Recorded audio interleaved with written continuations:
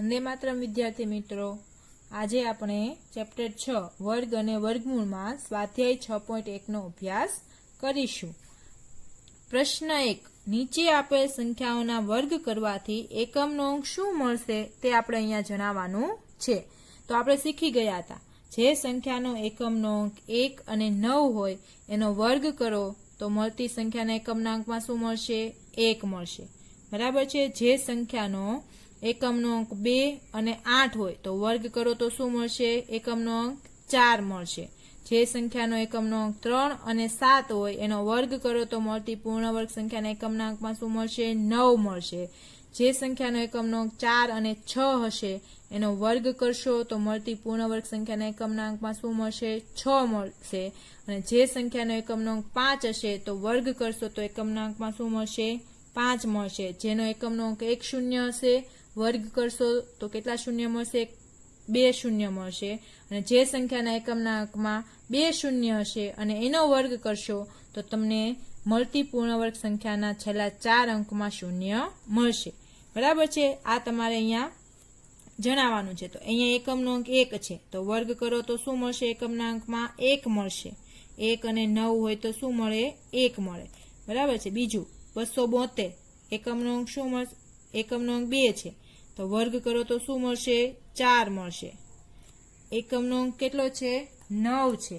કેટલો છે? 9 છે તો વર્ગ કરો તો કેટલો મળશે? 1 મળશે। 1 અને 9 હોય તો 1 મળે। અહીંયા એકમનો અંક કેટલો છે? 3 વર્ગ કરો તો કેટલો મળશે? 9 મળશે। અહીંયા એકમનો અંક 4 છે વર્ગ કરો તો કેટલા મળશે? 6 મળશે। એકમનો અંક કેટલો છે? 7 વર્ગ કરો તો 9 મળશે। 3 અને 7 માં 9 8 છે તો કેટલા મળશે? કહો તો 4 મળશે। એકમનો અંક 0 છે તો શું મળશે? 0 જ મળશે। 6 છે તો કેટલા મળશે? 6। 5 છે તો 5। આવી રીતના તમારે પણ આ તમારી નોટબુકમાં લખવાનું છે। પ્રશ્ન 2, નીચેની સંખ્યાઓ માટે સ્પષ્ટ છે કે પૂર્ણ વર્ગ સંખ્યાઓ નથી। કારણ સાથે આપણે જણાવવાનું છે। અહીંયા આપણે કહી દીધું છે કે આપણે જે સંખ્યાઓ અહીંયા આપેલી છે એ સંખ્યાઓ પૂર્ણ વર્ગ સંખ્યા નથી, પણ શું કામ નથી આપણે જણાવવાનું છે। તો પૂર્ણ વર્ગ સંખ્યાના એકમના અંકમાં ક્યારે પણ 2 ન આવી શકે, 3 ન આવી શકે, 7 ન આવી શકે અને 8 ન આવી શકે। જો આ 4 સંખ્યા કોઈ પણ સંખ્યાના એકમના અંકમાં હોય તો એ પૂર્ણ વર્ગ સંખ્યા કહી શકાતી નથી। બરાબર છે। તો અહીંયા છે 1057 તો એકમનો અંક શું મળ્યો? 7। તો એકમના અંકમાં 7 હોય તો આપણે એ સંખ્યાને પૂર્ણ વર્ગ ન કહી શકીએ। બરાબર છે। આપણે આગળ જોયું હતું કે જે સંખ્યાના એકમના અંકમાં 2, 3, 5, 7 હોય તો એ સંખ્યા ક્યારેય પૂર્ણ વર્ગ કહી શકાતી નથી। તો અહીંયા આપણે લખશું કે 1057 નો એકમનો અંક 7 છે।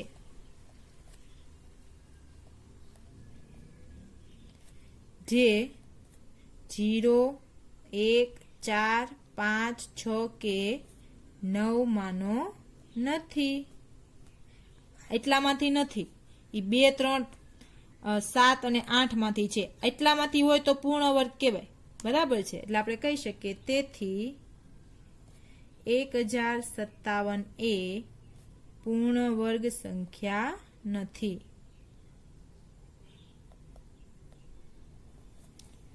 બરાબર છે। હવે જો અહીંયા બીજું તમે જોઈ શકો છો, હવે તમે જાતે જ કહી શકો છો એકમનો અંક 3 છે તો આ પણ પૂર્ણ વર્ગ સંખ્યા નથી। શું કામ નથી? તો કે એનો એકમનો અંક 3 છે જે આમાંથી નથી। તો અહીંયા લખશું 23,453 નો એકમનો અંક 3 છે। જે 0, 1, 4, 5, 6 કે 9 માનો નથી।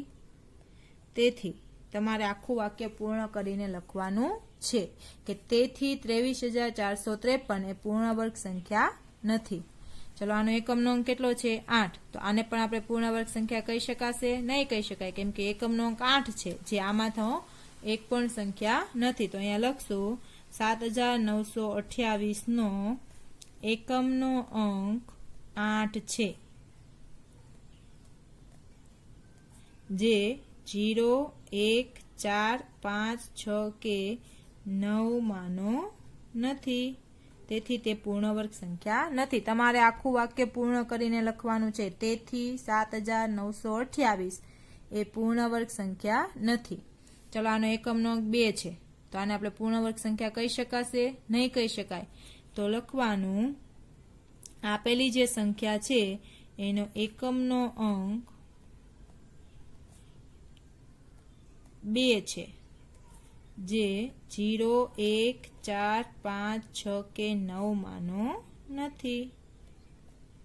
તેથી આપણે આ જે સંખ્યા છે 2,22,222 એને આપણે પૂર્ણ વર્ગ સંખ્યા કહી શકીએ નહીં. હવે જો કોઈ પણ સંખ્યાના જે પાછળ શૂન્ય આપેલા હોય છે એ હંમેશા બેકીમાં જ હોવા જોઈએ. 1 ન હોવું જોઈએ, 3 ન હોવું જોઈએ, 5 ન હોવું જોઈએ, તો પણ એને પૂર્ણ વર્ગ સંખ્યા ન કહેવાય. બેકીમાં જ હોવા જોઈએ. તો અહીંયા જો પાછળ કેટલા શૂન્ય છે? 3 શૂન્ય છે, તો ચાલે નહીં. તો આપણે અહીંયા કહીશું કે 64,000માં શૂન્યની સંખ્યા એકી છે.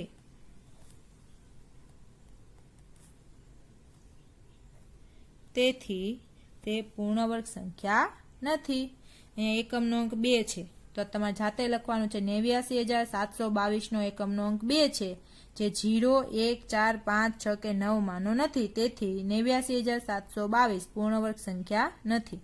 અહીંયા તમે જોઈ શકો છો છેલ્લા 3 અંકો શૂન્ય છે, બરાબર છે? 3 અંકો છે. 4 હોત તો પૂર્ણ વર્ગ કેવાત.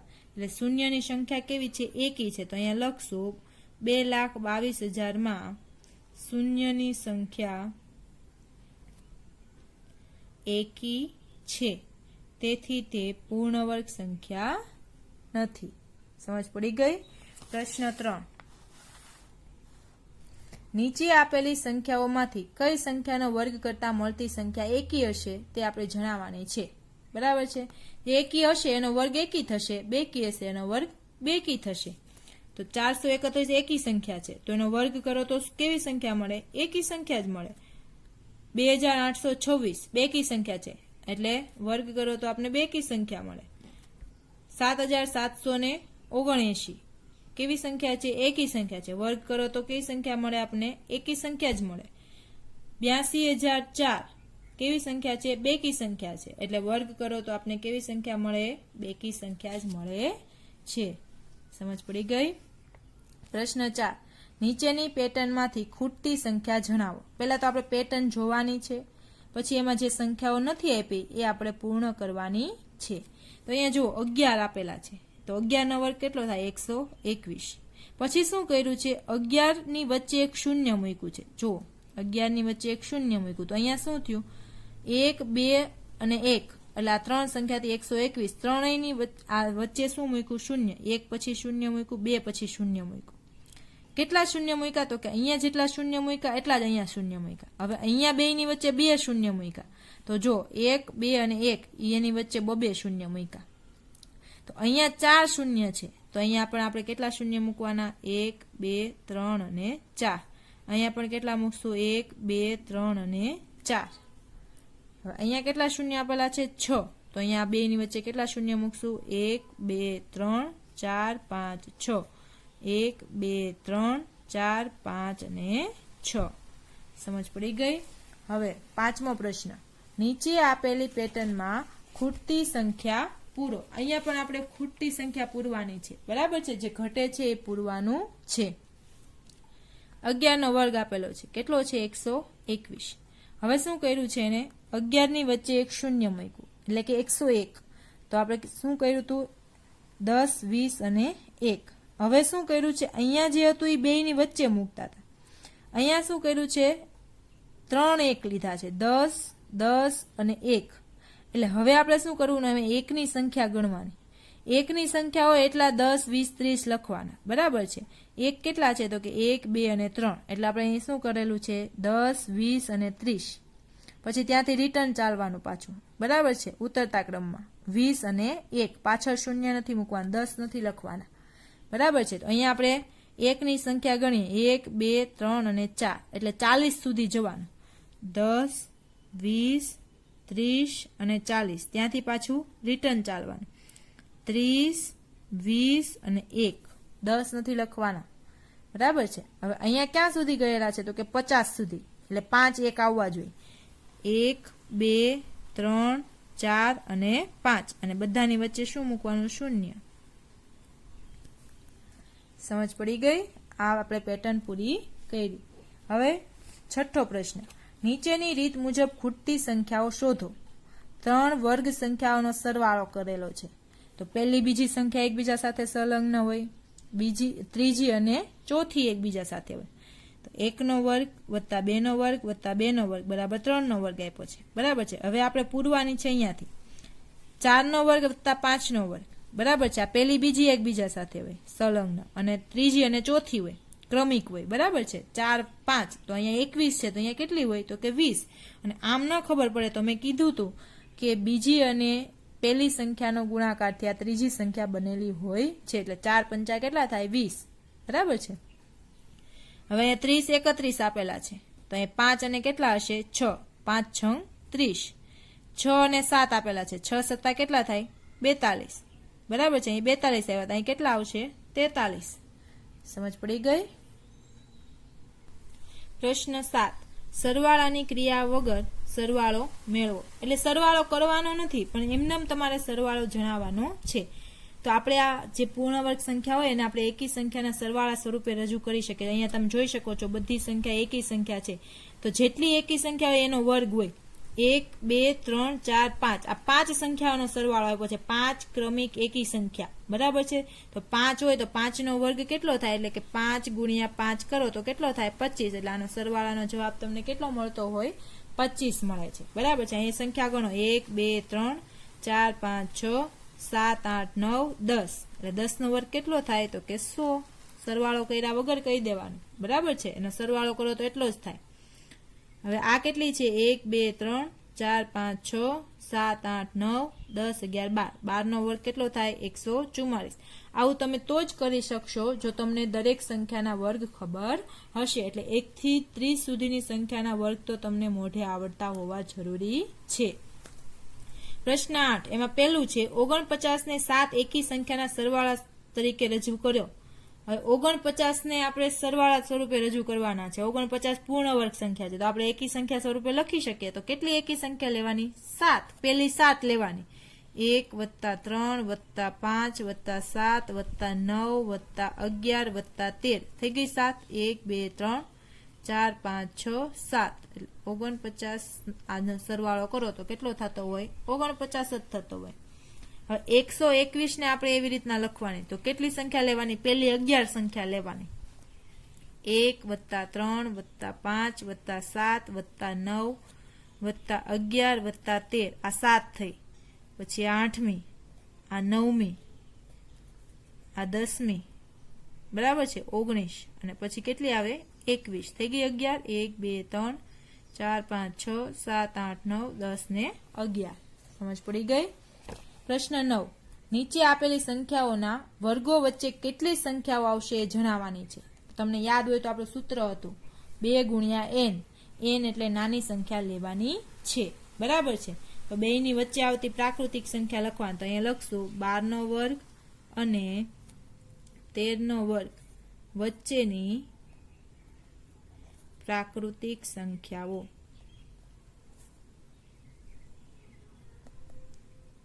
બરાબર। એનું સૂત્ર શું હતું? 2 ગુણ્યા n, અને અહીંયા તમારે n બરાબર કેટલા લેવાના? 12। 2 ગુણ્યા 12 એટલે 2 ની વચ્ચે ટોટલ કેટલી સંખ્યા આવશે? 24 આવશે, બરાબર છે, 2 ના વર્ગ વચ્ચે। ચાલો હવે 25 અને 26 માં 25 નો વર્ગ અને n કેટલો લેશું? તો કે 25, નાની સંખ્યા હોય લેવાની। n નો વર્ગ અને 25 નો વર્ગ અને 26 નો વર્ગ વચ્ચેની પ્રાકૃતિક સંખ્યાઓ,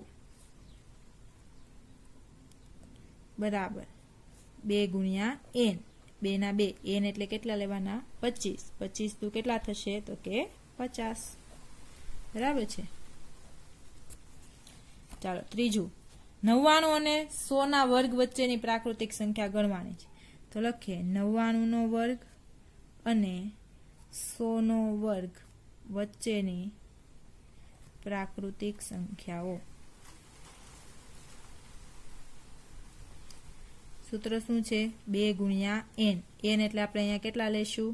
99. કેટલા લેશું? 99. 2 ગુણ્યા 99. 9 દુ 18 વધી 1. 9 દુ 18 ને 19 એટલે કેટલા થશે? 198. તો 100 નો વર્ગ અને 99 નો વર્ગ બે વચ્ચે કેટલી સંખ્યાઓ આવતી હશે જે પૂર્ણ વર્ગ નહીં હોય? તો કે 198. સમજ પડી ગઈ? હવે સ્વાધ્યાય 6.2 જોઈએ. પ્રશ્ન 1. નીચે આપેલી સંખ્યાઓના વર્ગ શોધો. વર્ગ કરવાનો છે. તો સૌથી પહેલા તો આપણે શું કરશું કે આપેલી જે સંખ્યા હશે એને આપણે બે સંખ્યામાં ફેરવશું. બરાબર છે? એનો વર્ગ કરવાનો છે એટલે આપણે 32 નો વર્ગ કરવાનો છે. બરાબર છે? તો 32 ને હું શું લખીશ? તો કે 30 + 2. આપણે આમ લખી શકીએ કે ન લખી શકીએ? 32 ને આપણે શું લખી શકીએ? 30 + 2 સ્વરૂપે. બરાબર છે? હવે આપણું એક સૂત્ર છે કે a + b આખાનો વર્ગ આપેલો હોય તો એનું વિસ્તરણ કઈ રીતે થશે? a નો વર્ગ + 2ab + b નો વર્ગ. આ રીતે આ સૂત્ર પ્રમાણે અહીંયા આપણે સંખ્યાનો વર્ગ શોધવાનો. તો અહીંયા જોઈ શકો છો, આ a છે અને આ b છે, બેયનો સરવાળો આપ્યો છે, એના ઉપર વર્ગ આપ્યો છે. સેમ આના જેવું છે. તો આપણે એનું વિસ્તરણ કરીએ તો પહેલાનો વર્ગ એટલે 30 નો વર્ગ એટલે આ a નો વર્ગ વત્તા 2 સાથે બે સંખ્યાનો ગુણાકાર એટલે 2 ગુણ્યા 30 ગુણ્યા 2 વત્તા b નો વર્ગ એટલે આ બીજી સંખ્યાનો વર્ગ. સમજ પડી? શું કરવાનું? ફરીથી એકવાર પહેલી સંખ્યાનો વર્ગ પ્લસ બે સંખ્યા સાથે 2 નો ગુણાકાર પ્લસ છેલ્લી સંખ્યાનો વર્ગ એટલે કે 2 નો વર્ગ. હવે 30 નો વર્ગ કેટલો થાય? તો કે 900 વત્તા 30 દુ 60, 60 દુ 120 અને 2 નો વર્ગ કેટલો થાય? 4. 900 વત્તા 120 વત્તા 4 એટલે કેટલા થશે? 1024. સરવાળો તમારે જાતે કરવાનો છે. સમજ પડી ગઈ? ચાલો 35. 35 એટલે પહેલા આપણે એને બે સંખ્યા સ્વરૂપે ફેરવો તો કે આપણે લખી શકીએ 30 + 5. એનો આપણે વર્ગ કરવાનો છે. બરાબર છે? 35 નો વર્ગ શોધવાનો કીધો છે. હવે 30 + 5 નો વર્ગ કરવાનો છે તો પહેલા આપણે આવું સૂત્ર મૂકીએ. 30 નો વર્ગ વત્તા 2 ગુણ્યા 30 ગુણ્યા 5 પ્લસ 5 નો વર્ગ. 30 નો વર્ગ કેટલો થાય? 900 વત્તા 5 તેરી 15 એટલે 150. 150 ગુણ્યા 2 એટલે કેટલા થશે? 300 અને 5 નો વર્ગ 25. 900 વત્તા 300 કેટલા થશે? 1200. 1200 વત્તા 25 એટલે કેટલા થશે? 1225. સમજ પડી ગઈ? ચાલો 86. 86 એટલે આપણે એને શું લખી શકીએ? 80 + 6 એનો વર્ગ કરવાનો છે. પહેલાનો વર્ગ એટલે 80 નો વર્ગ પ્લસ 2 ગુણ્યા 80 ગુણ્યા 6 પ્લસ 6 નો વર્ગ. 80 નો વર્ગ કેટલો થાય? 8 નો વર્ગ કેટલો થાય? 64. 1 શૂન્ય ના 2 શૂન્ય પ્લસ 80 ગુણ્યા 2 160. 160 ગુણ્યા 6 એટલે 960 પ્લસ 6 નો વર્ગ 36. 6400 વત્તા 960 વત્તા 36 એટલે કેટલા થશે? 7396. આ થયો જવાબ. હવે 71 છે એટલે આપણે શું લખી શકીએ? 70 વત્તા 1 એનો વર્ગ કરવાનો છે. હવે 70 નો વર્ગ પ્લસ 2 ગુણ્યા 70 ગુણ્યા 1 પ્લસ 1 નો વર્ગ. બરાબર છે? ચાલો 70 નો વર્ગ કેટલો થશે? 4900 પ્લસ 70 દુ 140 અને 140 એકા 140 પ્લસ 1 નો વર્ગ 1. 1 વત્તા 0 વત્તા 0 એટલે કેટલા થશે? 1. બરાબર છે? 4 વત્તા 0 એટલે 4. 9 વત્તા 1 એટલે 10 વધી 1. 4 ને 1 5. 5041. ચાલો 46 નો વર્ગ કરીએ તો લખીએ 40 + 6 એનો વર્ગ. બરાબર છે? 40 આપેલું છે. 40 નો વર્ગ પ્લસ 2 ગુણ્યા 40 ગુણ્યા 6 પ્લસ 6 નો વર્ગ. 40 નો વર્ગ કેટલો થશે? 1600 પ્લસ 6 ચોક 24. 24 દુ 48 એટલે 480.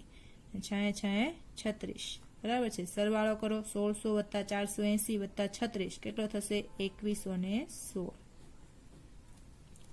સમજ પડી ગઈ? પ્રશ્ન 2. નીચે આપેલી સંખ્યા ધરાવતી પાયથાગોરિયન ત્રિપુટી લખો. પાયથાગોરિયન ત્રિપુટી લખવાની છે, બરાબર છે। તો આ જે આપણે આપેલું હોય એ 2n આપેલું હોય છે। શું આપેલું હોય છે? 2n। હવે આપણું સૂત્ર શું હતું? 2n હતું, બરાબર છે। n² -1 હતું અને n² +1 હતું, બરાબર છે। તો અહીંયા આપણે n ની જરૂર પડે છે। તો અહીંયા 2n બરાબર કેટલા? પહેલી સંખ્યા 2n ગણાય તો 2n બરાબર કેટલા આપેલા છે? 6 આપેલા છે। કેટલા આપેલા છે? 6, બરાબર છે। હવે n શોધવો હોય તો 2 ને સામે મોકલવા પડે। n બરાબર 6/2, તેથી n બરાબર કેટલા આવશે? 6/2 એટલે કેટલા થાય? 3। એટલે n આપણે કેટલા મળ્યા? 3 મળ્યા। કેટલા મળ્યા? 3। હવે અહીંયા આપણે કિંમત મૂકીએ।